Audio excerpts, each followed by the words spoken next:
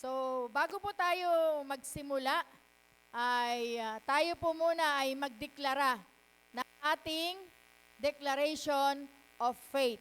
Ilakas po natin kasi declaration po yun, no?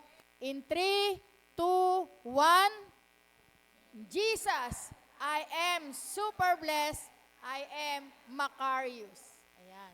Lagi po nating ideklara ang ating pong pinaniniwalaan. Amen po? Amen.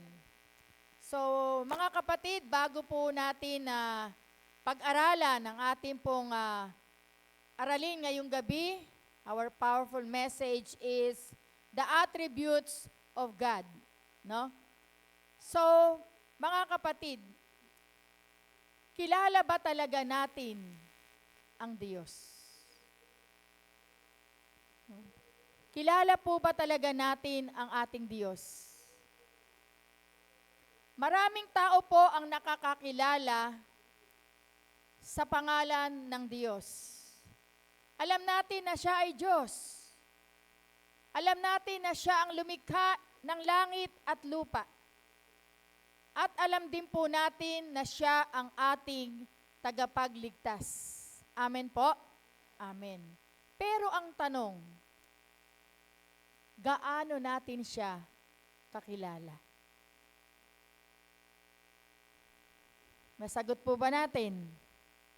Dahil kung mas makikilala po natin ang isang tao, mas mauunawaan natin kung sino siya. Amen po? So kaya dapat kilala po natin siya. Gayon din naman po ang ating relasyon sa Diyos. Hindi po sapat na alam lang natin na may Diyos. Kailangan nating makilala kung sino talaga siya. Kaya sa pag-aaral po natin ngayon tungkol sa attributes of God, makikita po natin ang iba't ibang katangian ng ating Panginoon. Kung gaano siya kabanal, makapangyarihan, makatarungan, mahabagin, tapat, mapagmahal, at walang hanggan. So habang nakikilala po natin ang kanyang katangian, hindi lamang po madadagdagan ang ating kaalaman tungkol sa Diyos. Hindi po doon magtatapos. No? Lalalim po ang ating pananampalataya, lalalim ang ating pagtitiwala at pagsamba at pagmamahal sa Kanya. Sabi nga po sa Jeremias 9:21, kundi ang nagmamapuri ay magmapuri rito na Kanyang nauunawa at nakikilala ako na akong Panginoon. Kaya mga kapatid, sa gabing ito, ang layunin po ng ating aralin ay hindi lamang po malaman kung ano-ano ba ang katangian ng Diyos, kundi mas makilala natin siya na Diyos na ating sinasamba at pinaglilingkuran. Amen? So, handa na po ba tayo? Sino po ang handa na? Amen. Ayan. So, ayan po ang ating message. The attributes of God. Ano nga po? Amen. So, mga kapatid, pag sinabi pong attribute, ano nga po ba ang pagkaintindi natin sa attribute? No, basahin po natin. Pag sinabi pong attribute, it is a noun, no? Quality or feature regarded as characteristic or inborn, no? So, katangian. Amen po? Amen. So, the attributes of God are those characteristics of God. Pag sinabing attributes, yun po yung mga katangian ng ating Diyos, no? So, as the ruler of the universe, Siya ang may likha ng sandaigdigan. Amen po? Siya ang may right to do whatever He wants. Siya lang ang may karapatan na gawin ang lahat ng gusto niyang gawin. Amen po? His sovereignty anchors all other attributes. So lahat na yung kapangyarihan niya, naka-anchor, naka-angkla ito, naka-align sa lahat ng kanyang katangian. Amen po? So, He is in complete control over everything that happens. So, mayroon siyang control sa lahat ng nangyayari po sa buhay po natin, kontrolado ng Diyos. Sabihin nga po natin, God is in control. At alam niyo po ba, na hindi niya kailangang humingi ng permiso, no? Kahit kanino.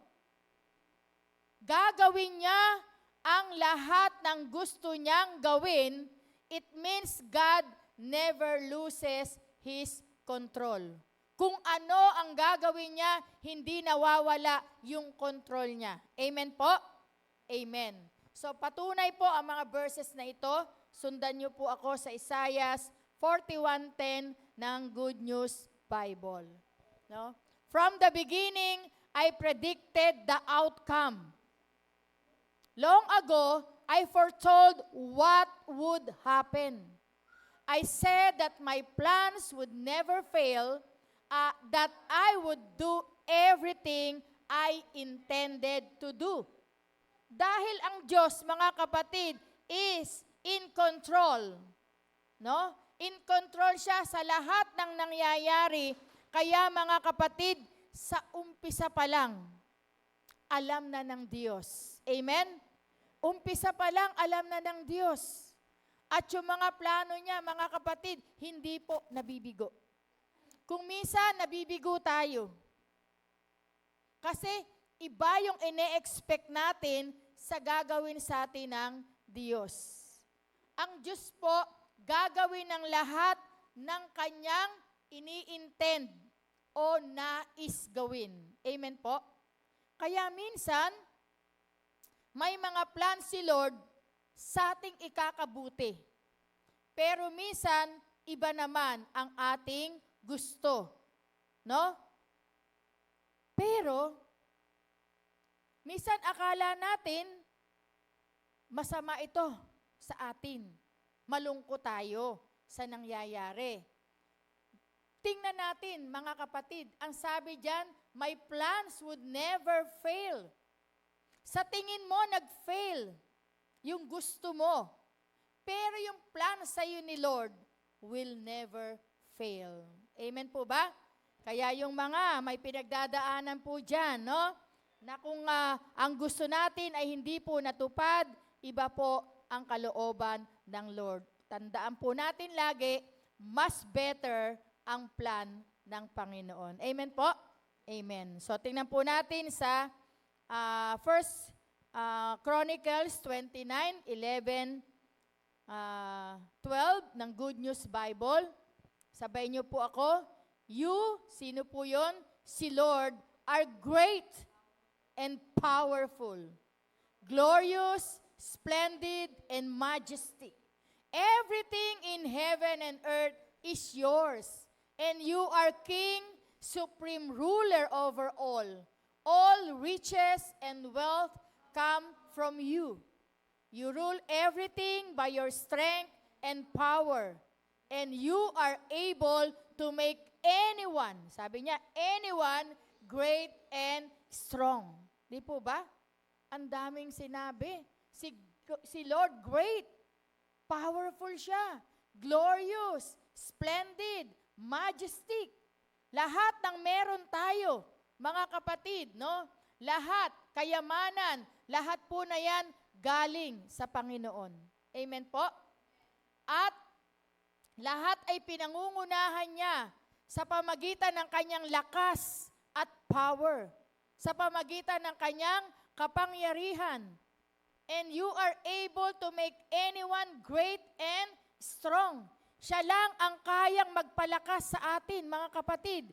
Siya lang ang kayang magbigay sa atin ng power. Amen? And every time we hear the Word of God, every time we read the words of God, we are empowered. Amen? Lalakas ka lang. Kapatid, kung ikaw ay nakikinig at nagbabasa ng kanyang salita. Amen po ba? Amen. Palakpakan po natin ang ating Panginoon. So, yun po yung God is sovereign. Sabi nyo nga po, God is sovereign. No? He is in control. Kontrolado ng Diyos ang lahat ng bagay. Amen po? Okay, pangalawa po, God is omniscient. Ulitin nga po natin, God is omniscient. No? Alam nyo mga kapatid, God knows everything. Alam ng Diyos ang lahat. Kaliit-liitan niyang bagay tungkol sa atin, alam ng Diyos. Kaya wala tayong maililihim sa Kanya. Amen po? So, kung alam ng Diyos ang lahat, what is our response to Him? Ano yung ating response sa Panginoon? Go to Him with all your questions and concerns. No? So, sa Kanya tayo magsabi. Kung ano man ang concern natin, kung ano man yung hindi natin nauunawaan, ano man yung tanong natin, sa Kanya tayo magsabi. Why? Because God knows everything. Ano nga po ulit yung katangian ng Panginoon? God is omniscient. Ayan. Silipin po natin sa 1 John 3:20 na New Living Translation. Basahin po natin. Even if our hearts condemn us, for God is greater than our hearts, and He knows everything. Yan. Kahit sa kaibuturan ng ating puso, nakatago pa yan, kapatid. Alam ng Diyos. Bakit?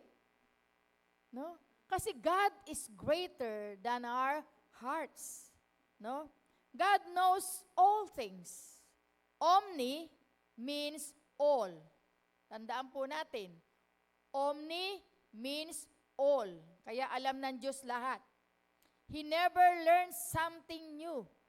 Hindi siya yung natututo ng bago. Dahil nga, alam na nga niya ang lahat. He knows everything. He always has and always will know everything that has happened.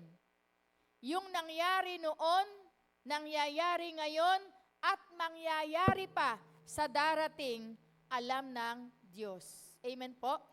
Kaya mga kapatid, matatakot ka pa ba? Matatakot pa ba tayo sa bukas? Hindi na. Una, God is in control. Pangalawa, God knows everything. No? What will happen tomorrow, alam ng Diyos. Amen? Amen. So, sa Roma 11:33-34, oh, how great are God's riches and wisdom and knowledge. How impossible it is for us to understand His decisions and ways. 34, for we can know the Lord's thoughts, who knows enough to give Him advice. Diba? Napakayaman ng karunungan ng Diyos. Amen? Kaya ba nating tarukin o unawain ang iniisip ng Diyos? Meron po ba dito? Meron po ba? Wala po. Hindi natin kayang tarukin ang iniisip ng Diyos. Even ang mga desisyon ng Diyos, hindi natin alam. Amen po? At walang sino mang tao na pwedeng magbigay ng advice sa ating Panginoon. Amen po? Amen. God knows the answers to all our life's questions. Alam ng Diyos ang lahat ng sagot sa mga katanungan mo sa buhay mo. No? Bawa, nagpe-pray tayo. Nakikipag-usap tayo sa Diyos. Instead na itanong natin ito sa kapwa natin, why not sa Diyos natin itanong? Amen? Because God knows everything. Yung tao, manghuhula lang minsan. Di ba po? Hindi tama sinasabi. Pero ang Diyos, hindi po pwedeng magkamali. God knows everything. And God knows more about you than you will ever know about yourself. Kapatid, kilala ka ng Diyos. Higit sa pagkakilala mo sa iyong sarili, kilala ka ng Diyos. Amen? Matatakot pa po ba tayo? Magwo-worry pa po ba tayo? Tandaan po natin, kilala tayo ng Diyos. Amen? So nothing ever takes God by surprise, including those things which surprise you. You may be surprised that God is preparing something better for your future. Minsan, nasusurprise tayo. No? Ano yung nasusurprise natin? Doon sa may ginawa si Lord na maganda sa buhay natin, sa future natin, na-surprise tayo. Amen po? Amen. So ano ang ating dapat gawin? So all you have to do is to claim His promises. Sino dito yung nag-i-stand siya sa promises ng Lord? Yan. Tinatayuan nyo ba ang pangako ng Diyos? Paano kung ala tayong pangako na alam? Di ba? Kaya iyon po ang benefit ng nagbabasa tayo ng Bible dahil alam natin ang promises ng Lord. May tatayuan tayo. Amen? Palakpakan po natin ang Panginoon. Amen. So number 3 na po tayo. God is omnipresent. Ulitin po natin. God is omnipresent. So, God is present everywhere. Kahit saan, nandyan si Lord. Yun yung kapangyarihan ni Lord. No? So, kung si Lord everywhere, ano ang response natin? Ano yung dapat nating panghawakan? No? Kung si Lord pala is present everywhere, may alam tayo that He is always with you. Kaya alam nyo mga kapatid, pag Kristiyano ka na, wala ka na talagang ikakatakot. Ayan ang sabi, God is present everywhere, so He is always with you. Hindi na tayo matatakot. God is with us. Emmanuel. No? Nasa atin laging tabi ang ating Panginoon. Basahin po natin yung awit, 130, verses 7 to 10 ng Good News Bible. Where could I go to escape from you? Makakatakas ka po ba kay Lord? Makakatakas po tayo? Hindi po. Where could I get away from your presence? If I went up to heaven, you would be there. If I lay down in the world of the dead, hell, you would be there. If I flew away beyond the east, or live in the farthest place in the west, you would be there to lead me. You would be there to help me. So, mga kapatid, hindi natin kayang takasan ang Lord. Kahit saan tayo pumunta, kasama natin siya. Amen? Kaya ang maganda, tingnan po natin yung huli. You would be there to lead me. You would be there to help me. Amen? Nandyan ang Diyos para i-lead ka sa tamang daan. Nandyan ang Diyos para tulungan ka. Kasi God knows everything. Alam ng Diyos ang nangyayari sa iyo. Alam ng Diyos ang bawat detalye ng buhay mo. Alam ng Diyos ang struggle natin. At ang Lord ay nasa atin. Kaya ang Diyos handang i-lead, handang i-guide, handang tulungan tayo. Amen?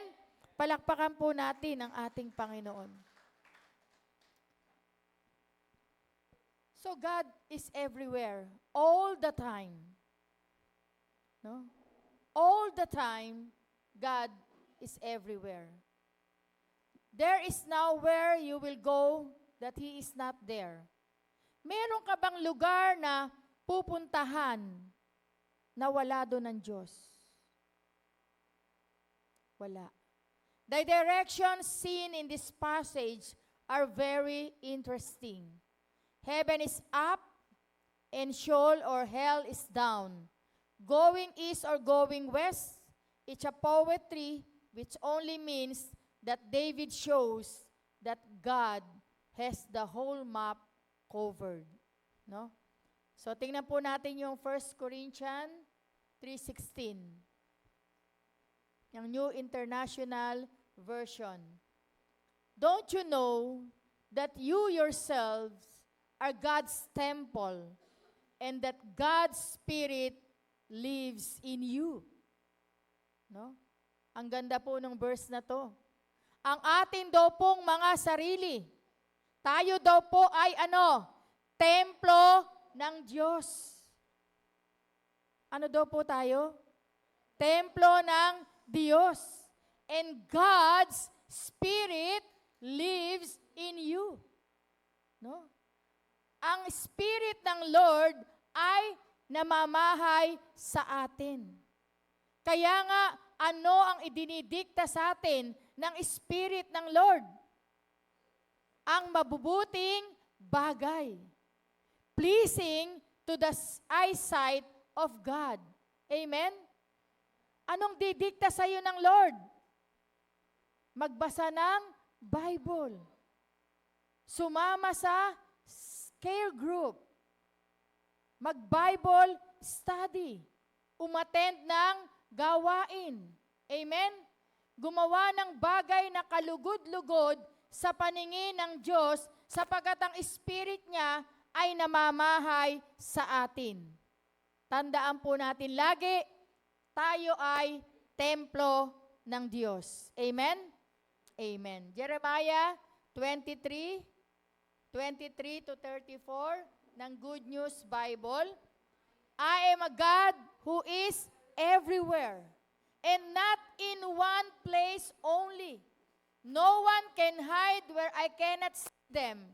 Do you not know that I am everywhere in heaven and on earth? So ang Diyos po ay everywhere. Tandaan po natin, walang makakapagtago sa Lord. You cannot hide from God.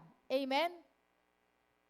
We live in His glorious presence, mga kapatid. Every moment, every day, araw-araw, kapag po tayo ay nag-iisa, pinanonood pala ng Diyos ang ginagawa natin. No? Pinanonood tayo ng Diyos. Kung may ginagawa tayo something good, lalo na po sa ating kapwa, nakikita, napapanood ng Diyos ang ating pong ginagawa. Amen? No? Lalo na po ngayon, di ba? Maraming victims ng floods. No? Kung tayo nakapag-abot ng tulong sa ating kapwa, lalo na po sa ating kapatiran, naging kamay at paa tayo ng Panginoon, nakikita ng Diyos ang ating pong ginagawa. Amen po? Amen. So God sees it, nakita ng Diyos, and tandaan po natin, He will reward us accordingly. No? Bibigyan tayo ng reward, bibigyan tayo ng gantimpala ng Panginoon. Kaya sabi nga po sa Galatians 6:9, huwag tayong magsawa sa paggawa ng mabuti. No? So no matter what the circumstances, God promises His personal presence is always there. Ano man kapatid, ang pangyayari sa buhay mo. Masaya man malungkot man, masakit man, mabigat man, tandaan po natin, God's personal presence is always there. Amen po? Okay, number 4, God is omnipotent. Sabihin nyo nga po, omnipotent. So ano pong ibig sabihin ng omnipotent? Lagi po natin sabihin yung omni, all, no? Omnipotent, all powerful, no? All powerful, no? Kung all powerful si Lord, makapangyarihan, ibig sabihin, He can help you with anything. Amen? Kaya alam niyo po ba, habang binabasa ko to, nawala lahat ang aking mga fears, no? Ano man takot mo, pangamba mo, mawawala lahat, no? So, He can help you with anything. Si Lord kasi, only, no? Only. Okay, Jeremiah 32:17. Almighty Lord, you made heaven and earth by your great strength and powerful arm.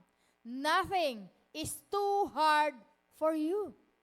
Walang bagay na mahirap sa Panginoon, sapagkat ginawa niya nga ang heaven, ang langit at lupa. Ginawa niya yan. Kaya kapatid, nothing is too hard for you. Problema lang yan. Sakit lang yan. No? Walang bagay na mahirap sa Lord. Amen? Amen. So, God merely spoke the universe into being. Di po ba, tingnan natin, yung mga ginawa niya, yung mga planets, no? Yung mga galaxies, yung mga stars, no? Hindi po siya gumamit ng anumang instrument. Sinabi lang ng kanyang bibig, nagkaroon na. Ganon kalaki ang kapangyarihan ng Diyos. Kaya mga kapatid, yung problema natin, hindi mabigat, hindi mahirap para sa Diyos. Amen po? Amen. God is all-powerful at meron siyang abilidad, no? At lakas, kapangyarihan to do whatever He pleases. Yung nais niyang gawin, gagawin niya. Ang sabi dito, His power is not restrained or inhibited by any of His created beings. People and nations are powerless when confronted by His might. Pero mga kapatid, ang ating amazing God, ang kahangahangang Diyos, kayang gawin ang lahat ng bagay na hindi nagva-violate sa kanyang katangian o characteristics. Amen? So, no task is too big for Him. Walang bagay na mahirap. He never fails, and He is never tired, frustrated, or discouraged. Tandaan natin, ang tao napapagod. Pero ang Diyos, hindi napapagod. Amen?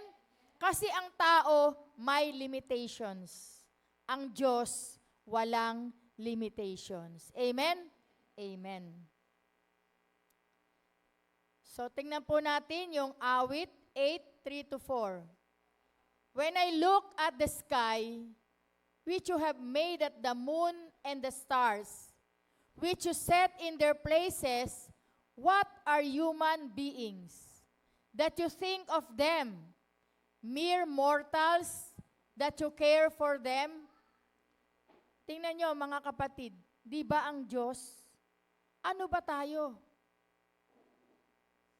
Para sa Diyos, para mahalin niya tayo ng todo-todo. Amen? Tayo ay tao lang, na tayo ay makasalanan, na tayo ay maraming pagkukulang. Pero mga kapatid, ang Diyos, nagke-care sa atin. Amen? Amen. So number 5, nakatangian, God is immutable. Sabihin nyo nga, immutable. Ayan. So immutable po, ibig sabihin, God never changes. Hindi nagbabago ang Diyos. Ang Diyos noon, ngayon, at sa darating ay Diyos na tapat. Amen po? So, mga kapatid, your future is secure and eternal. Secure na ang future mo. Wala ka nang dapat ika-worry. Amen? At eternal yan. No? Kailangan lang paniwalaan natin. Amen? Amen po ba? So, impossible po sa Lord na siya po ay magbago. Kaya hindi po nagbabago ang Lord. Ang mga influences na nagiging daan po para mabago ang buhay natin, wala pong effect yon sa Lord. Sapagkat ang Lord hindi po nagbabago. He is always strong. Amen? Amen. Yan. God does not change. Sabi mo sa katabi mo, God does not change. Ayan.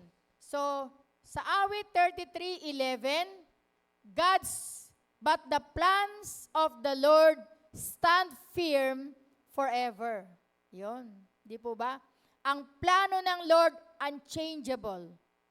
Yung pinlano niya sa'yo, mula sa umpisa hanggang sa dulo, hindi yon mababago.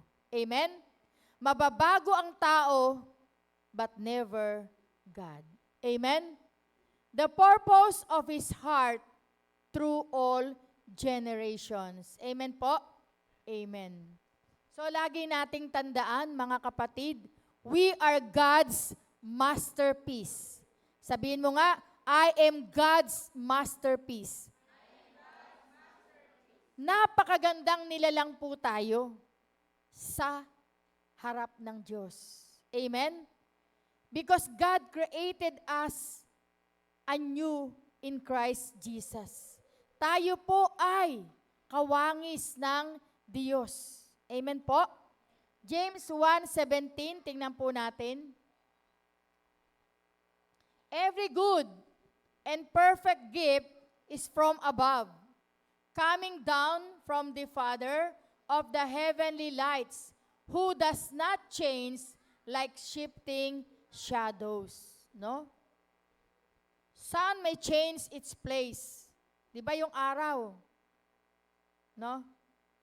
Minsan nandun, mamaya nandito, mamaya nandun. No? Pero remember, hindi po yung araw ang lumalakad. No po? Hindi po yung araw. Steady lang siya. Ang nag-rotate ang daigdig. Amen po? Amen. But God's shadow never shift because God never changes. Amen? Amen. So mga kapatid, God's promises are constant. Kung ano yung pinangako niya, hindi po yon magbabago. Only His dealings with man changes. No? So Roma 5:8, tingnan po natin.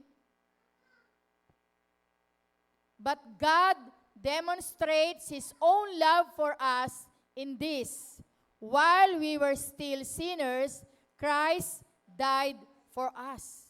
No? Namatay ang Diyos para sa atin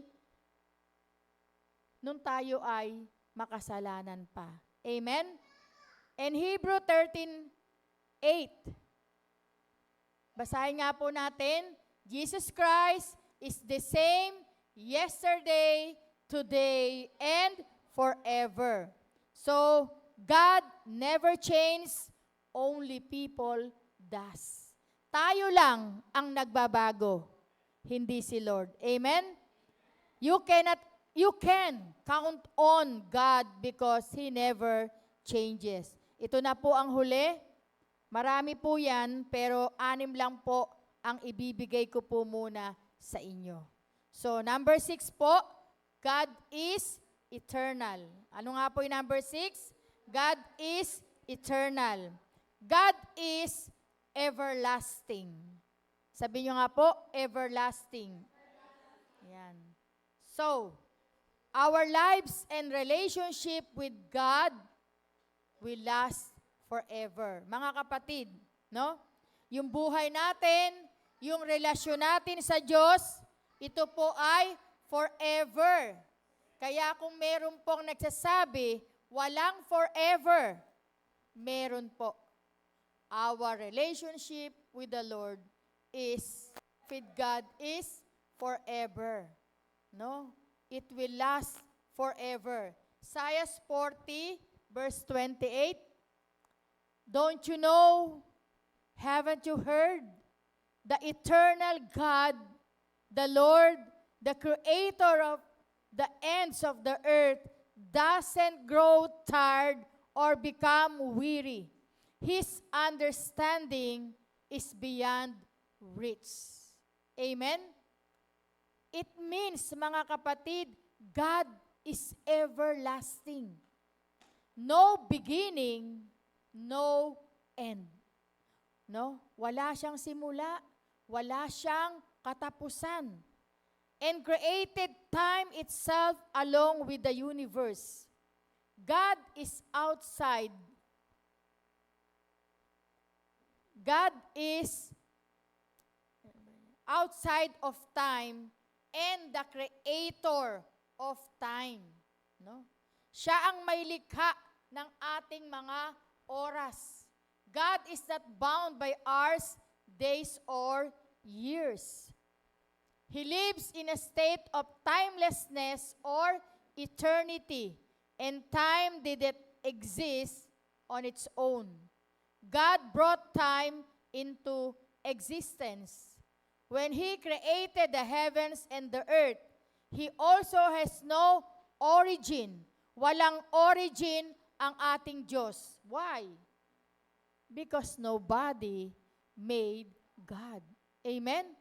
Wala siyang origin kasi wala namang lumikha sa Diyos. Amen po? He did not begin at any point in the past. Amen po? Amen. Yan. Ephesians, 2 na lang po, last 2 verses po ito. Ephesians 1:4, sabay niyo po ako.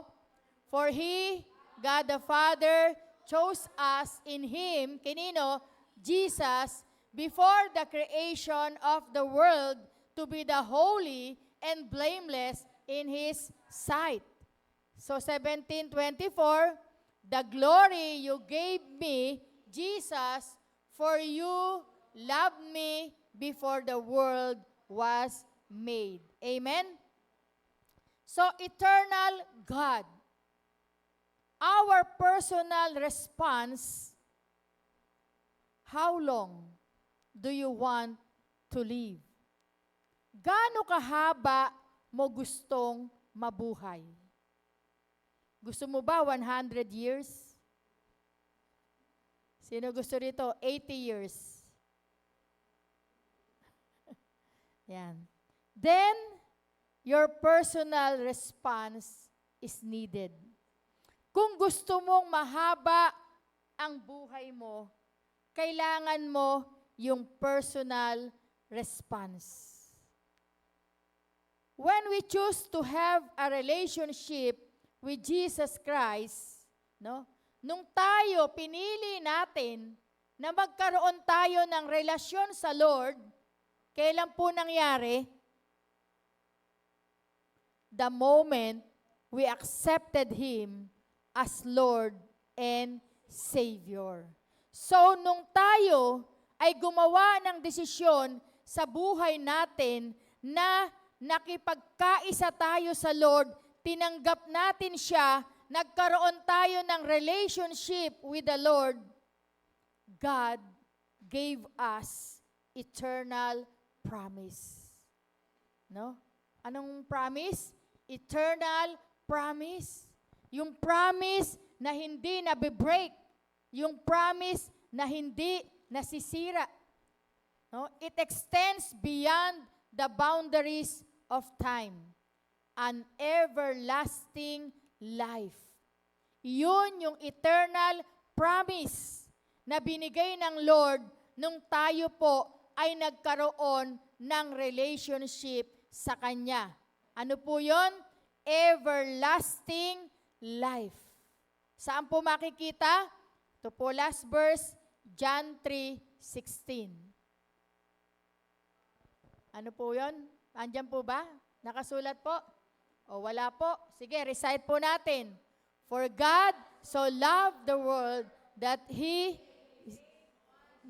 Son, that whoever believes in Him will not perish, but have everlasting life. Yun.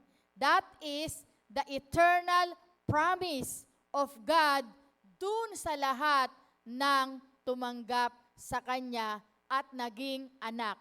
Meron tayong everlasting life. No? So ano-ano nga po ba? Recap nga po natin. The attributes of God, number 1, God is sovereign. Number 2, God is omniscient. Number 3, God is omnipresent. 4, God is omnipotent. 5, God is immutable. And 5, God is eternal. Ayan. Meron po ba tayong natutunan? O, say, proceed na po tayo sa ating Macarius Challenge. So, challenge po ito sa bawat isa. Will you accept the challenge? Accept pa ba natin challenge? Ayan, basahin po natin. Be transformed by God's attributes and live a godly life. Ulitin po natin. Be transformed by God's attributes and live a godly life. So, tayo po ay tumayo at tayo po ay manalangin. Hallelujah, Lord. Hallelujah, Jesus. Lord, minsan pa, maraming salamat, Panginoon, for this wonderful message, O God, na natutunan namin. Naunawaan, Panginoon, namin ang iyong mga katangian. Kaya, Panginoon, ano pa nga ba, Panginoon, ang aming ikakapangamba? Hindi na po kami dapat matakot. Sapagkat ngayon po na mas naunawaan namin ang inyong mga katangian, Panginoon. Mas lalo po kaming nagtitiwala sa inyo. Mas lalo kami, Panginoon, na nagkaroon ng mas malalim na pag-ibig sa inyo, Panginoon. Kaya Lord, tinatanggap po namin ang challenge sa buong linggong ito, Panginoon, na magkaroon kami ng transformation because you did not forgive us na dun lang magtatapos. You forgave us because you want us to be transformed and live in a godly way according to your will. Panginoon, maraming salamat po at maibahagi rin po sana namin ang aming natutunan sa mga mahal namin sa buhay. Salamat po at sa iyo po, Panginoon, ang pinakamataas na papuri, pasasalamat at pagsamba sa tanging pangalan ng aming Panginoong Hesus. Amen. Amen.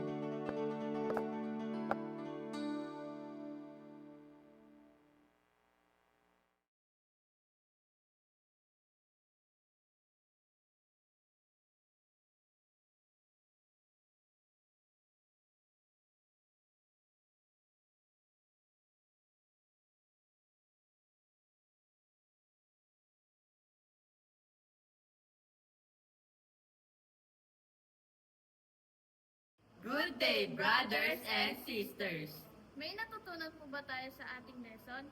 If yes, ilagay sa comment section. At kung nagustuhan mo ang video na ito, you can find more like this in our YouTube channel, The Master Teacher BS. You can like, share, and subscribe. See you on our next videos. Stay super blessed and stay Macarius. Bye!